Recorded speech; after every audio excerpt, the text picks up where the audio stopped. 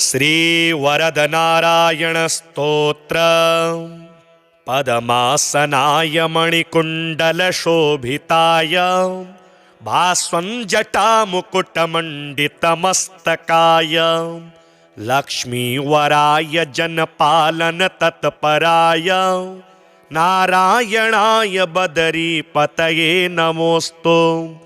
ध्यानस्थिताय सरसीरुहलोचनाय विद्युत प्रभायुत पयोधर सन्निभाय मन्दस्मितेन्दुवदनाय चतुर्भुजाय नारायणाय बदरीपतये नमोस्तु। सर्वाय तापशमनाय नतप्रियाय भव्याय भूतजनकाय सुरोत्तमाय शर्वाय सर्वदमनाय मनोहराय नारायणाय बदरीपतये नमोस्तु। व्यासोद्भवादिवरदाय दयामयाय ब्रह्मात्मज प्रमुख सन्मुनिसंस्तुताय श्रीशङ्करेण पुनराहित विग्रहाय नारायणाय बदरीपतये नमोस्तु। लक्ष्मी सुपर्णधनदार्जुन सेविताय सूर्यार्चिताय मरुतात्मज वन्दिताय भक्तार्चिषे नरसखाय सुखप्रदाय नारायणाय बदरीपतये नमोस्तु।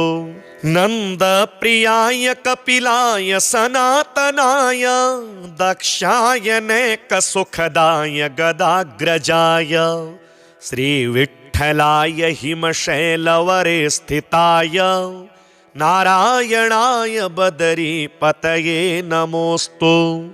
गोविंद माधव मुकुंद नितांत कांत नाम प्रियाय सुलभाय कृपाघनाय सत्याय भक्तहित बोध परायणाय नारायणाय बदरीपतये नमोस्तु। नित्याय सर्वगतये जगदीश्वराय मूर्ताय यज्ञपतये निरुपाधिकाय देवाय वेदमतये मितविक्रमाय नारायणाय बदरीपतये नमोस्तु। गोपाय वीरविजयाय धराधराय बीजाय सुव्रतकराय महाधनाय ईज्याय लोकगुरवे गरुडध्वजाय नारायणाय बदरीपतये नमोस्तु। कौमोदकीधर सुदर्शन नन्दकादि दिव्यायुध प्रहरणाय महाक्रमाय त्रैलोक्यमङ्गलकराय रमेश्वराय नारायणाय बदरीपतये नमोस्तु। रामाय सत्यतरधर्मविदुत्तमाय प्राणाय बुद्धिकरणाय शुभेक्षणाय शुद्धात्मने करणकार्यकृते व्ययाय नारायणाय बदरीपतये नमोस्तु। प्रेम्णा स्वभक्तजनवाञ्छितपूर्णाय सन्दर्शितात्मवपुषे नतवत्सलाय स्निग्धप्रसन्नहसिताय हितोत्तमाय नारायणाय बदरीपतये नमोस्तु। स्पर्शेन दिव्यमृदुना करनीरजस्य संवर्धकाय चरणानत भाग्यराशिः संजीवकाय जनकाय च पालकाय नारायणाय बदरीपतये नमोस्तु। तेजोमयाय करुणामृतसागराय निष्कारणाय वरदाय च निस्तुलाय कल्पद्रुमाय सुखदाय निरामयाय नारायणाय बदरीपतये नमोस्तु।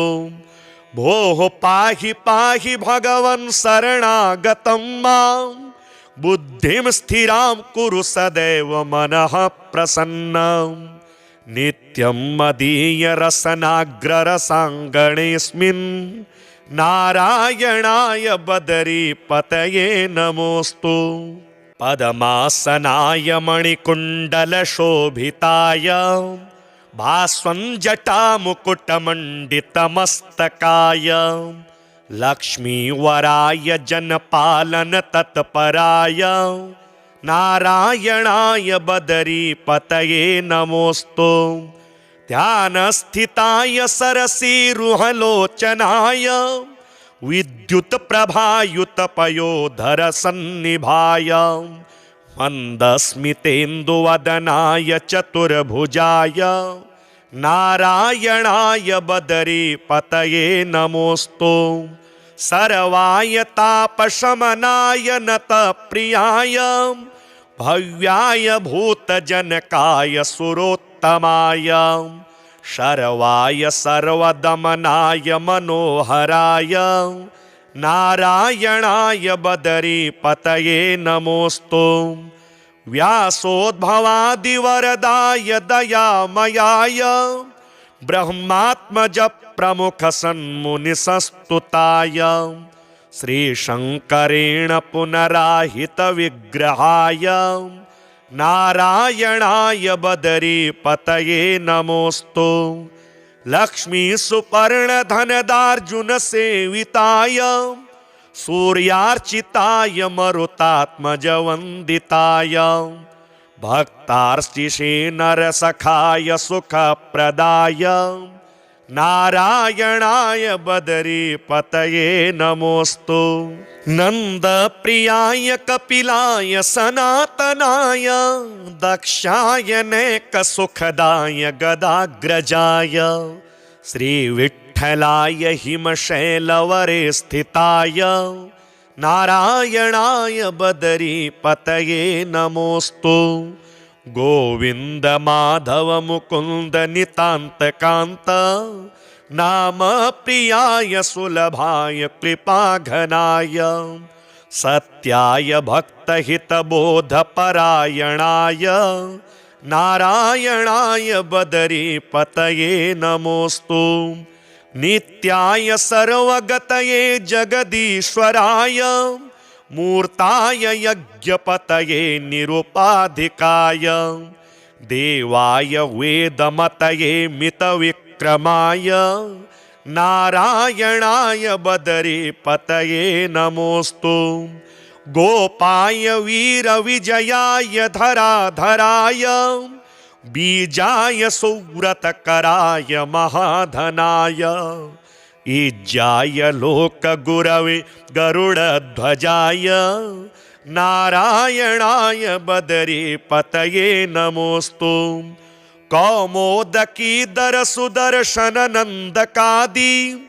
दिव्यायुध प्रहरणाय महाक्रमाय त्रैलोक्यमङ्गलकराय रमेश्वराय नारायणाय बदरीपतये नमोऽस्तु रामाय सत्यतरधर्मविदुत्तमाय प्राणाय बुद्धिकरणाय शुभेक्षणाय शुद्धात्मने करणकार्यकृते व्ययाय नारायणाय बदरीपतये नमोऽस्तु प्रेम्णा स्वभक्तजनवाञ्छितपूरणाय सन्दर्शितात्मवपुषे नतवत्सलाय स्निग्धप्रसन्नहसिताय हितोत्तमाय नारायणाय बदरीपतये नमोऽस्तु स्पर्शेन दिव्यमृदुना करनीरजस्य संवर्धकाय चरणानतभाग्यराशिः सञ्जीवकाय जनकाय च पालकाय नारायणाय बदरीपतये नमोऽस्तु तेजोमयाय करुणामृतसागराय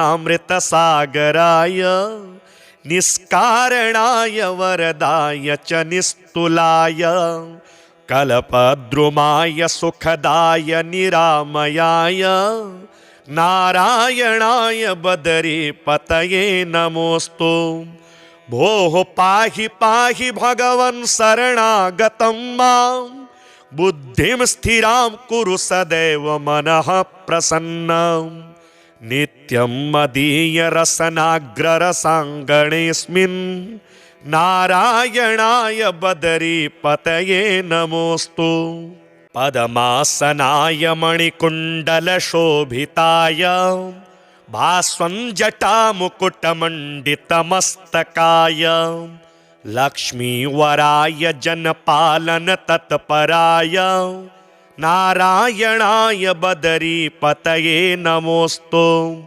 ध्यानस्थिताय सरसीरुहलोचनाय, विद्युत्प्रभायुतपयोधरसन्निभाय, मन्दस्मितेन्दुवदनाय चतुर्भुजाय, नारायणाय बदरीपतये नमोऽस्तु।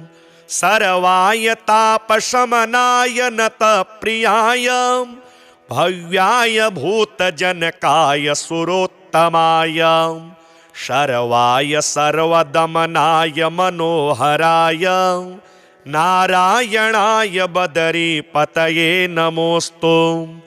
व्यासोद्भवादिवरदाय दयामयाय, ब्रह्मात्मज प्रमुख सन्मुनिसंस्तुताय, श्रीशङ्करेण पुनराहित विग्रहाय, नारायणाय बदरीपतये नमोऽस्तु।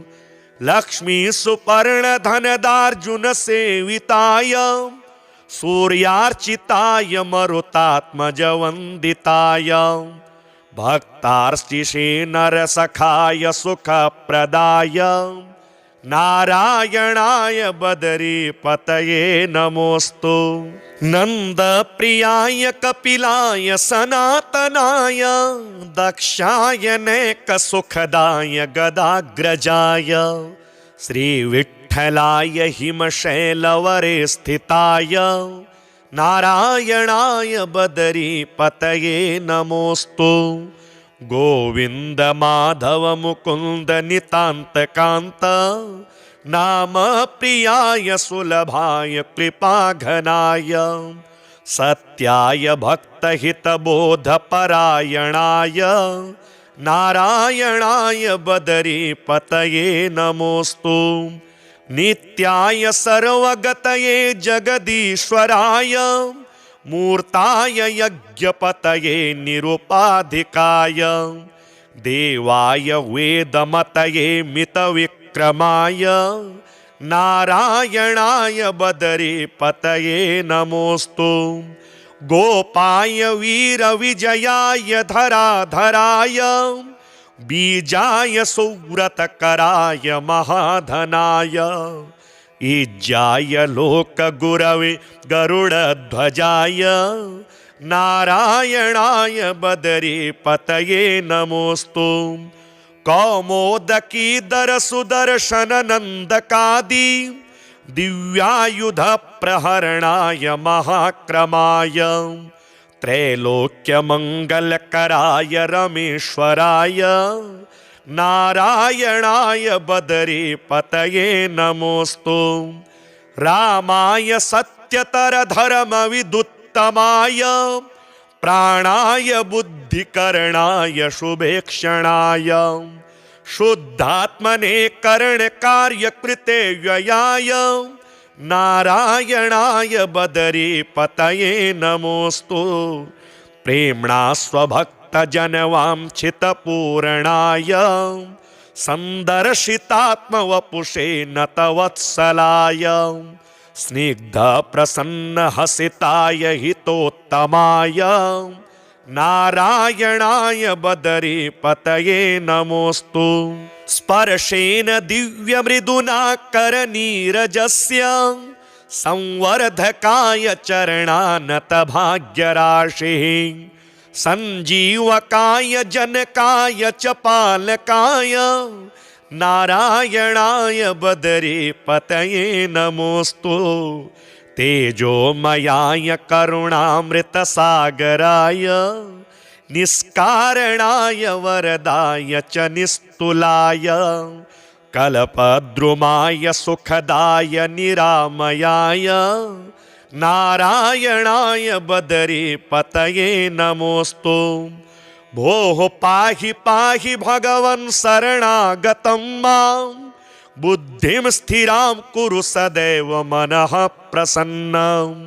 नित्यं मदीय रसनाग्ररसाङ्गणेऽस्मिन् नारायणाय बदरीपतये नमोस्तु। पद्मासनाय मणिकुण्डलशोभिताय भास्वञ्जटामुकुटमण्डितमस्तकाय लक्ष्मीवराय जनपालन तत्पराय नारायणाय बदरीपतये नमोस्तु। ध्यानस्थिताय सरसीरुहलोचनाय विद्युत्प्रभायुतपयोधरसन्निभाय मन्दस्मितेन्दुवदनाय चतुर्भुजाय नारायणाय बदरीपतये नमोस्तु। सर्वाय तापशमनाय नतप्रियाय भव्याय भूतजनकाय सुरोत्तमाय शर्वाय सर्वदमनाय मनोहराय नारायणाय बदरीपतये नमोस्तु। व्यासोद्भवादिवरदाय दयामयाय ब्रह्मात्मज प्रमुख सन्मुनिसस्तुताय श्रीशङ्करेण पुनराहित विग्रहाय नारायणाय बदरीपतये नमोस्तु। लक्ष्मी सुपर्णधनदार्जुन सेविताय सूर्यार्चिताय मरुतात्मज वन्दिताय भक्तार्चिषे नरसखाय सुखप्रदाय नारायणाय बदरीपतये नमोस्तु। नन्दप्रियाय कपिलाय सनातनाय दक्षाय नैकसुखदाय गदाग्रजाय श्रीविठ्ठलाय हिमशैलवरे स्थिताय नारायणाय बदरीपतये नमोस्तु। गोविन्द माधव मुकुन्द नितान्तकान्त नाम प्रियाय सुलभाय कृपाघनाय सत्याय भक्तहितबोधपरायणाय नारायणाय बदरीपतये नमोस्तु।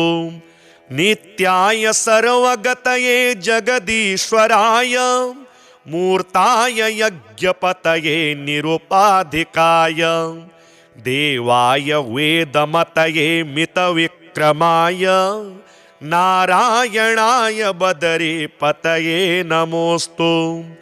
गोपाय वीरविजयाय धराधराय बीजाय सुव्रतकराय महाधनाय ईज्याय लोकगुरवे गरुडध्वजाय नारायणाय बदरीपतये नमोस्तु। कौमोदकीधर सुदर्शन नन्दकादि दिव्यायुध प्रहरणाय महाक्रमाय त्रैलोक्यमङ्गलकराय रमेश्वराय नारायणाय बदरीपतये नमोस्तु। रामाय सत्यतरधर्मविदुत्तमाय प्राणाय बुद्धिकरणाय शुभेक्षणाय शुद्धात्मने करणकार्यकृते व्ययाय नारायणाय बदरीपतये नमोस्तु। प्रेम्णा स्वभक्तजनवाञ्छितपूर्णाय सन्दर्शितात्मवपुषे नतवत्सलाय स्निग्धप्रसन्नहसिताय हितोत्तमाय नारायणाय बदरीपतये नमोस्तु। स्पर्शेन दिव्यमृदुना करनीरजस्य संवर्धकाय चरणानतभाग्यराशिः सञ्जीवकाय जनकाय च पालकाय नारायणाय बदरीपतये नमोऽस्तु तेजोमयाय करुणामृतसागराय निष्कारणाय वरदाय च निस्तुलाय कल्पद्रुमाय सुखदाय निरामयाय नारायणाय बदरीपतये नमोऽस्तु भोः पाहि पाहि भगवन् शरणागतं मां बुद्धिं स्थिरां कुरु सदैव मनः प्रसन्नं नित्यं मदीय रसनाग्ररसाङ्गणेऽस्मिन् नारायणाय बदरीपतये नमोऽस्तु पद्मासनाय मणिकुण्डलशोभिताय भास्वञ्जटामुकुटमण्डितमस्तकाय लक्ष्मीवराय जनपालन तत्पराय नारायणाय बदरीपतये नमोऽस्तु ध्यानस्थिताय सरसीरुहलोचनाय विद्युत्प्रभायुतपयोधरसन्निभाय मन्दस्मितेन्दुवदनाय चतुर्भुजाय नारायणाय बदरीपतये नमोऽस्तु सर्वाय तापशमनाय नतप्रियाय भव्याय भूतजनकाय सुरोत्तमाय शर्वाय सर्वदमनाय मनोहराय नारायणाय बदरीपतये नमोऽस्तु व्यासोद्भवादिवरदाय दयामयाय ब्रह्मात्मज प्रमुख सन्मुनिसस्तुताय श्रीशङ्करेण पुनराहित विग्रहाय नारायणाय बदरीपतये नमोऽस्तु लक्ष्मी सुपर्णधनदार्जुन सेविताय सूर्यार्चिताय मरुतात्मज वन्दिताय भक्तार्चिषे नरसखाय सुखप्रदाय नारायणाय बदरीपतये नमोऽस्तु नन्दप्रियाय कपिलाय सनातनाय दक्षाय नैकसुखदाय गदाग्रजाय श्रीविठ्ठलाय हिमशैलवरे स्थिताय नारायणाय बदरीपतये नमोऽस्तु गोविन्द माधव मुकुन्द नितान्तकान्त नाम प्रियाय सुलभाय कृपाघनाय सत्याय भक्तहितबोधपरायणाय नारायणाय बदरीपतये नमोऽस्तु नित्याय सर्वगतये जगदीश्वराय मूर्ताय यज्ञपतये निरुपाधिकाय देवाय वेदमतये मितविक्रमाय नारायणाय बदरीपतये नमोऽस्तु गोपाय वीरविजयाय धराधराय बीजाय सुव्रतकराय महाधनाय ईज्याय लोकगुरवे गरुडध्वजाय नारायणाय बदरीपतये नमोऽस्तु कौमोदकीधर सुदर्शन नन्दकादि दिव्यायुध प्रहरणाय महाक्रमाय त्रैलोक्यमङ्गलकराय रमेश्वराय नारायणाय बदरीपतये नमोऽस्तु रामाय सत्यतरधर्मविदुत्तमाय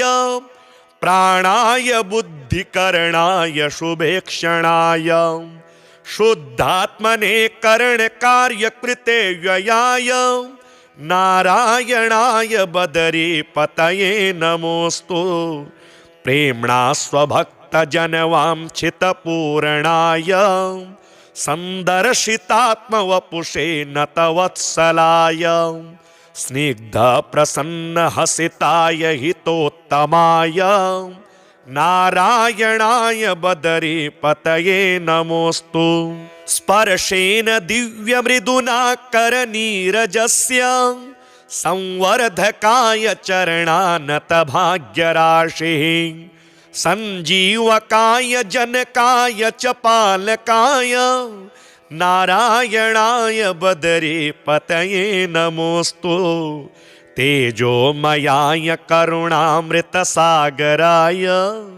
निष्कारणाय वरदाय च निस्तुलाय कल्पद्रुमाय सुखदाय निरामयाय नारायणाय बदरीपतये नमोस्तु भोः पाहि पाहि भगवन् शरणागतं मां बुद्धिं स्थिरां कुरु सदैव मनः प्रसन्नं नित्यं मदीय रसनाग्ररसाङ्गणेऽस्मिन् नारायणाय बदरीपतये नमोस्तु पद्मासनाय मणिकुण्डलशोभिताय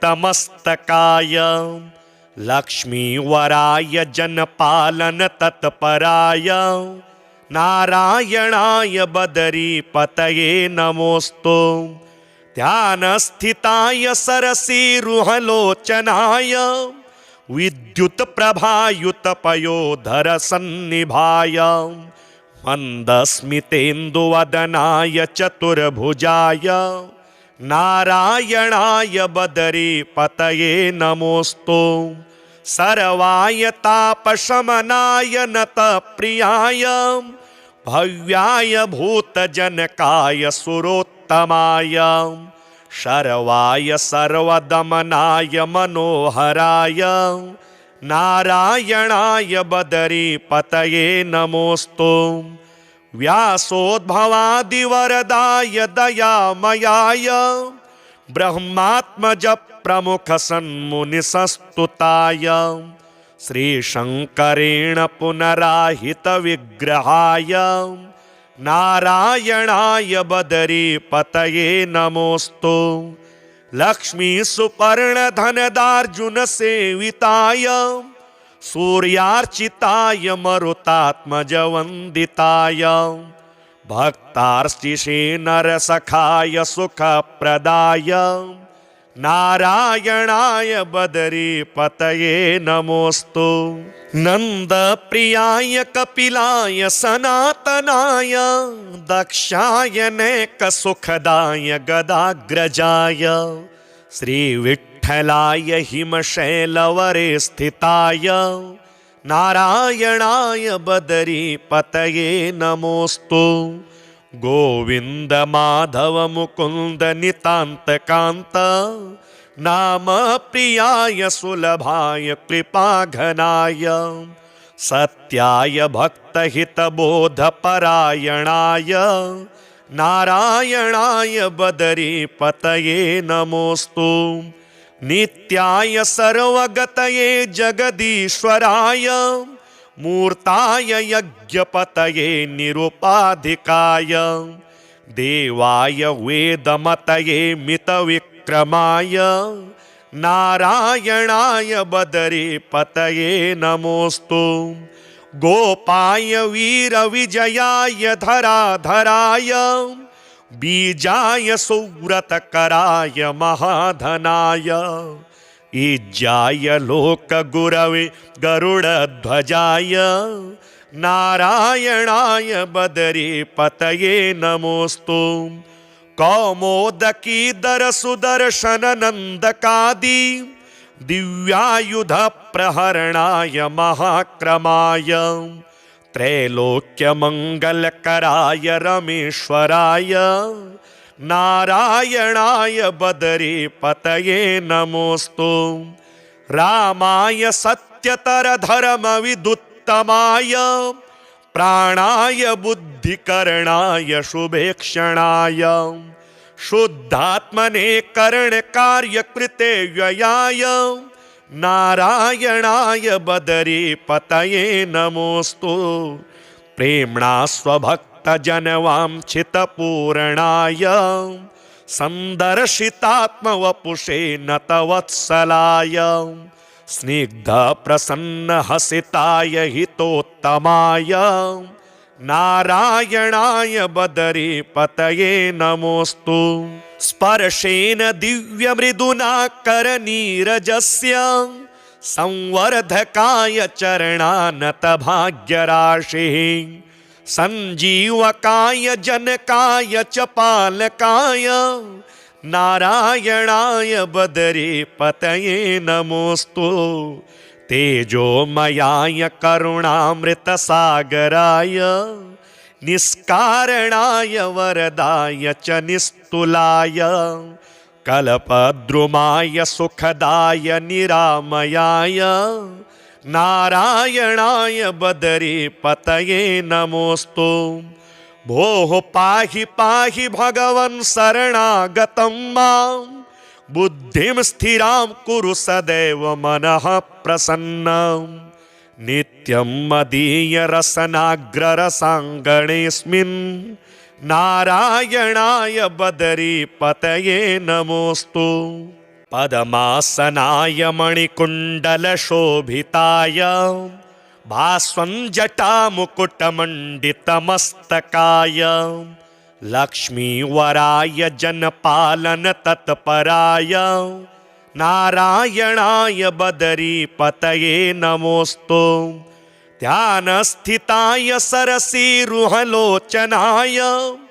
विद्युत्प्रभायुतपयोधरसन्निभाय मन्दस्मितेन्दुवदनाय चतुर्भुजाय नारायणाय बदरीपतये नमोऽस्तु सर्वाय तापशमनाय नतप्रियाय भव्याय भूतजनकाय सुरोत्तमाय शर्वाय सर्वदमनाय मनोहराय नारायणाय बदरीपतये नमोऽस्तु व्यासोद्भवादिवरदाय दयामयाय ब्रह्मात्मज प्रमुख सन्मुनिसस्तुताय श्रीशङ्करेण पुनराहित विग्रहाय नारायणाय बदरीपतये नमोऽस्तु लक्ष्मीसुपर्णधनदार्जुन सेविताय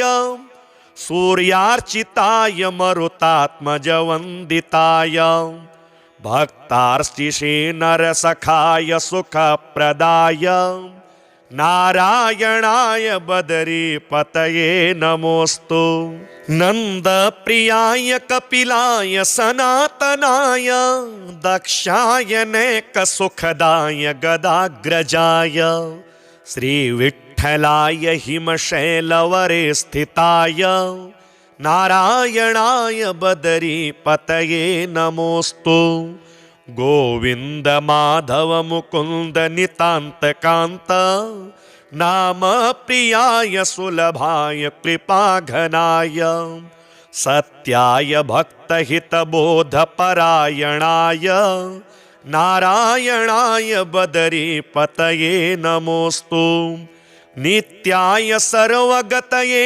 जगदीश्वराय मूर्ताय यज्ञपतये निरुपाधिकाय देवाय वेदमतये मितविक्रमाय नारायणाय बदरीपतये नमोऽस्तु गोपाय वीरविजयाय धराधराय बीजाय सुव्रतकराय महाधनाय ईज्याय लोकगुरवे गरुडध्वजाय नारायणाय बदरीपतये नमोऽस्तु कौमोदकीधर सुदर्शन नन्दकादि दिव्यायुध प्रहरणाय महाक्रमाय त्रैलोक्यमङ्गलकराय रमेश्वराय नारायणाय बदरीपतये नमोऽस्तु रामाय सत्यतरधर्मविदुत्तमाय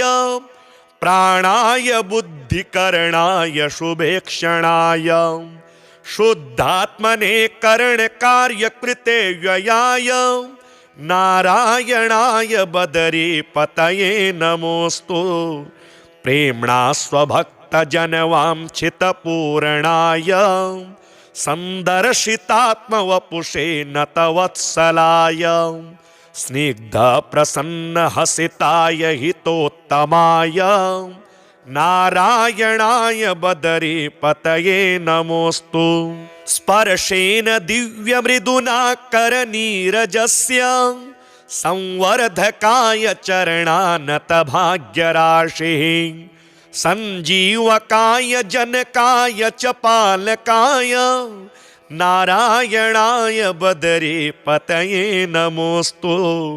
तेजोमयाय करुणामृतसागराय निष्कारणाय वरदाय च निस्तुलाय कल्पद्रुमाय सुखदाय निरामयाय नारायणाय बदरीपतये नमोस्तु। भोः पाहि पाहि भगवन् शरणागतं मां बुद्धिं स्थिरां कुरु सदैव मनः प्रसन्नं नित्यं मदीय रसनाग्ररसाङ्गणेऽस्मिन् नारायणाय बदरीपतये नमोस्तु। पद्मासनाय मणिकुण्डलशोभिताय भास्वञ्जटामुकुटमण्डितमस्तकाय लक्ष्मीवराय जनपालन तत्पराय नारायणाय बदरीपतये नमोस्तु। ध्यानस्थिताय सरसीरुहलोचनाय विद्युत्प्रभायुतपयोधर सन्निभाय मन्दस्मितेन्दुवदनाय चतुर्भुजाय नारायणाय बदरीपतये नमोस्तु।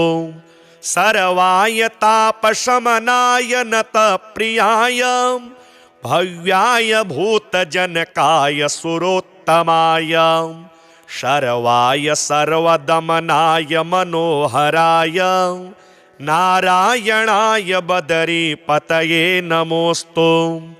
व्यासोद्भवादिवरदाय दयामयाय ब्रह्मात्मज प्रमुख सन्मुनिसस्तुताय श्रीशङ्करेण पुनराहित विग्रहाय नारायणाय बदरीपतये नमोस्तु। लक्ष्मी सुपर्णधनदार्जुन सेविताय सूर्यार्चिताय मरुतात्मज वन्दिताय भक्तार्चिषे नरसखाय सुखप्रदाय नारायणाय बदरीपतये नमोस्तु। नन्दप्रियाय कपिलाय सनातनाय दक्षाय नैकसुखदाय गदाग्रजाय श्रीविठ्ठलाय हिमशैलवरे स्थिताय नारायणाय बदरीपतये नमोस्तु। गोविंद माधव मुकुंद नितान्तकान्त नाम प्रियाय सुलभाय कृपाघनाय सत्याय भक्तहितबोधपरायणाय नारायणाय बदरीपतये नमोस्तु। नित्याय सर्वगतये जगदीश्वराय मूर्ताय यज्ञपतये निरुपाधिकाय देवाय वेदमतये मितविक्रमाय नारायणाय बदरीपतये नमोस्तु। गोपाय वीरविजयाय धराधराय बीजाय सुव्रतकराय महाधनाय ईज्याय लोकगुरवे गरुडध्वजाय नारायणाय बदरीपतये नमोस्तु।